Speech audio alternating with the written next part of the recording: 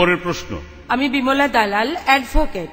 আমার প্রশ্নটা হলো, ইসলাম বলে যে নারীর অধিকার সমান, পুরুষের সমান, তাহলে নারীরা কেন পর্দার ভেতর থাকবে? আর এই ধরনের মিটিংয়েও কেন নারীদের জন্য আলাদা বসার জায়গা থাকবে?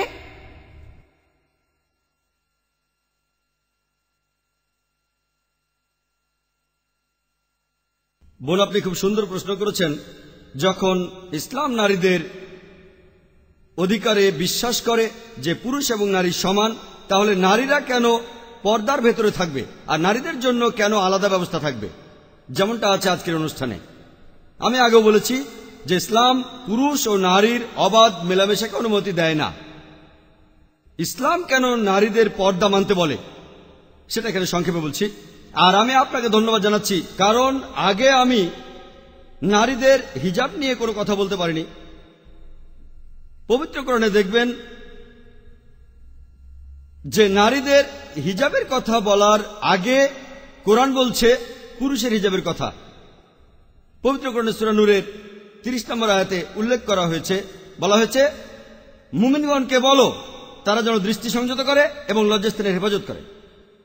পরের আয়াত সূরা নূরের 31 নম্বর আয়াতে উল্লেখ করা হয়েছে, আর মুমিন নারীদিগকে বলো তারা যেন দৃষ্টি সংযত ও লজ্জাস্থানের হেফাজত করে, আর যেটা প্রকাশ থাকে সেটা ছাড়া যেন সৌন্দর্য প্রদর্শন না করে। তারা যেন তাদের মাথার কাপড় দিয়ে বক্ষদেশ আবৃত করে, শুধুমাত্র তাদের স্বামী, পিতা, পুত্র ছাড়া। এভাবে কিছু পুরুষের তালিকা দেওয়া হয়েছে যাদের সামনে পর্দার প্রয়োজন নেই, আর এছাড়াও মহিলাদের সামনে পর্দার প্রয়োজন নেই। এগুলো বাদে অন্যান্য জায়গায় হিজাব মানতে হবে। আর হিজাবের বিভিন্ন নিয়ম কানুন আপনারা পাবেন পবিত্র কোরআন আর সহিহ হাদিসে। 6টা নিয়ম আছে। প্রথম নিয়মটা সীমা। এটাই হলো পুরুষ ও নারীর হিজাবের একমাত্র পার্থক্য। পুরুষদের জন্য তাদের ঢাকতে হবে নাভি থেকে হাঁটু পর্যন্ত, নারীদের জন্য পুরো শরীরটাই ঢাকতে হবে। যে অংশটুকু এখানে খোলা থাকতে পারে, অনাবৃত থাকতে পারে, তাদের মুখ আর কবজি পর্যন্ত। যদি সেটাও ঢাকতে চায় ঢেকে রাখতে পারে, তবে এটা আবশ্যিক না যে ঢাকতেই হবে। তাহলে পুরো শরীর ঢাকতে হবে। যে অংশটুকু খোলা থাকতে পারে, অনাবৃত থাকতে পারে, সেটা হলো মুখ আর কবজি, 2 হাতের কবজি। এটাই হলো পুরুষ ও নারীদের মধ্যে হিজাবের একমাত্র পার্থক্য। হিজাবের দ্বিতীয় নিয়মটা হলো আপনি যে পোশাকটা পরবেন সেটা আঁটো-সাঁটো হবে না, যাতে শরীরের কাঠামো বোঝা যায়। যে পোশাকটা পরবেন, তৃতীয় নিয়মটা, সেই পোশাকটা এমন স্বচ্ছ হবে না যাতে ভেতরটা দেখা যায়। চতুর্থ নিয়ম, পুরুষ বা নারীদের কেউই জাঁকজমকপূর্ণ পোশাক পরবে না যেটা বিপরীত লিঙ্গকে আকৃষ্ট করে। পঞ্চম নিয়মটা হলো আপনি এমন কোনো পোশাক পরবেন না যে পোশাক আসলে বিপরীত লিঙ্গরা পরে থাকে। যেমন দেখবেন পুরুষরা কানে দুল পরে। যদি এক কানে দুল থাকে সেটার একটা অর্থ আছে, যদি 2 কানে দুল থাকে সেটার আরেকটা অর্থ আছে। এটা ইসলামে নিষিদ্ধ। আর শেষ নিয়মটা হলো আপনি এমন কোনো পোশাক পরবেন না যাতে অবিশ্বাসীদের কোনো চিহ্ন থাকে। এগুলোই হলো পুরুষ ও নারীর হিজাবের 6টা নিয়ম ইসলামে। এবার আপনার প্রশ্নে আসি যে ইসলাম কেন পর্দায় বিশ্বাস করে আর কেন পুরুষ ও নারী আলাদা থাকবে। এখন তুলনা করে দেখি যে সমাজে পর্দা আছে আর যে সমাজে পর্দা নেই, এই দুটোর মধ্যে পার্থক্য। পৃথিবীর মধ্যে যে দেশে সবচেয়ে বেশি অপরাধ সংঘটিত হয় সেটা আমেরিকা। আর একটা রিপোর্ট অনুযায়ী, FBI এর রিপোর্ট 1990 সালে, সেখানে 1990 সালে 1,02,555 জন মহিলা ধর্ষিত হয়েছে। এই কেসগুলো রিপোর্ট করা হয়েছিল, FBI বলছে মাত্র 16% কেস রিপোর্ট করা হয়।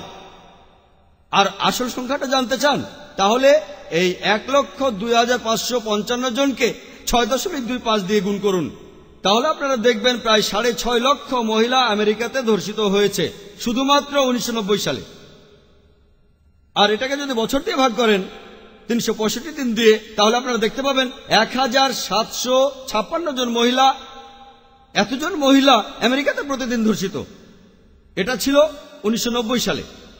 আর সেই রিপোর্টই বলছে প্রতিদিন 1,900 জন মহিলা ধর্ষিত হয়েছে হতে পারে এটা 1991 সালের রিপোর্ট, আমেরিকানরা বেশি সাহসী হয়েছে তখন। আর শেষ রিপোর্ট যেটা প্রকাশিত হয়েছিল 1993 সালে, সেটা বলছে প্রতি 1.3 মিনিটে একজন মহিলা ধর্ষিত হচ্ছে। কারণ জানেন? কারণ আমেরিকা নারীদের অনেক অধিকার দিয়েছে, তাই অনেক মহিলা ধর্ষিত হচ্ছে। মাত্র 10% অ্যারেস্ট করা হয়েছে, 16% রিপোর্ট করা হয়েছে, তার মধ্যে 10% অ্যারেস্ট হয়েছে। তার মানে সব মিলিয়ে মোট 1.6% অ্যারেস্ট হয়েছে। আর তার মধ্যে 50%কে বিচার শুরুর আগে ছেড়ে দেওয়া হয়েছে। মানে সব মিলিয়ে 0.8% ধর্ষণ কেসের বিচার করা হয়েছে। অর্থাৎ যদি কোনো পুরুষ 125 জন মহিলাকে ধর্ষণ করে, তার এই মামলায় বিচার হওয়ার সম্ভাবনা 1%। ব্যাপারটা ভয়াবহ। 125 জন মহিলাকে ধর্ষণ করলে ধরা পড়বে মাত্র একজন। এর মধ্যে 50% ক্ষেত্রে আপনার শাস্তি হবে 1 বছরের কম কারাদণ্ড। যদিও আমেরিকার আইন আমাদের বলছে যে ধর্ষণের জন্য আপনার শাস্তি হবে যাবজ্জীবন কারাদণ্ড, কিন্তু তারা বলে এটা প্রথমবারের মতো হলো, সে প্রথমবার ধরা পড়েছে, তাই তাকে একটা সুযোগ দেওয়া যায়, শাস্তিটা হয় 1 বছরের কম কারাদণ্ড। এমনকি ইন্ডিয়াতেও ন্যাশনাল ক্রাইম ব্যুরোর রিপোর্ট অনুযায়ী, যে রিপোর্ট খবরের কাগজে এসেছিল 1992 সালের 1 ডিসেম্বরে, এটা বলছে যে প্রতি 54 মিনিটে একটা ধর্ষণের কেসে রিপোর্ট করা হয় ইন্ডিয়াতে। রিপোর্ট করা হয় প্রতি 26 মিনিটে ইন্ডিয়ায় একজন মহিলাকে উত্ত্যক্ত করা হয়। প্রতি 1 ঘন্টা 43 মিনিটে যৌতুকের কারণে একজন মারা যায়। যদি আমাদের দেশে ঘটিত ধর্ষণের সংখ্যা জানতে পারি, তাহলে দেখব প্রতি মিনিটে একজন করে মহিলা ধর্ষিত হচ্ছে। আমি একটা সহজ প্রশ্ন করি, যদি সব মহিলা হিজাব মেনে চলে, তাহলে আমেরিকাতে ধর্ষণের সংখ্যা এটা কি একই রকম থাকবে, কমে যাবে নাকি বেড়ে যাবে? যদি ইন্ডিয়াতে প্রত্যেক মহিলা হিজাব পালন করে, তাহলে ইন্ডিয়ায় ধর্ষণের সংখ্যা কমে যাবে, একই রকম থাকবে নাকি সেটা বেড়ে যাবে? আপনারা ইসলামকে দেখবেন সামগ্রিকভাবে। তারপর ধরুন, যদি সব মহিলা হিজাব মেনে চলে, আর একজন মহিলা হিজাব মানুক বা না মানুক, পুরুষদের নির্দেশ দেওয়া হয়েছে দৃষ্টি সংযত করতে, তারপরও যদি একজন পুরুষ কাউকে ধর্ষণ করে ইসলামের আইনে, তখন তার মৃত্যুদণ্ড হবে। আপনারা এটাকে বলবেন বর্বর আইন। আমি এই প্রশ্নটা অনেককেই করেছি। ধরুন এই প্রশ্নটা আমি করেছি অনেক লোককে। ধরুন আপনার বোন ধর্ষিত হয়েছে, আপনি সেখানে জজ। ইসলাম কি বলে সেটা ভুলে যান, ইন্ডিয়ার আইন কি বলে সেটা ভুলে যান, আমেরিকান আইন কি বলে সেটা ভুলে যান। আপনি যদি সেখানে বিচারক হন, তাহলে আপনার বোনের ধর্ষণকারীকে কি শাস্তি দেবেন? আর তারা সবাই বলেছে মৃত্যুদণ্ড দেব। কেউ কেউ এরকমও বলেছে তাকে টর্চার করে মারব।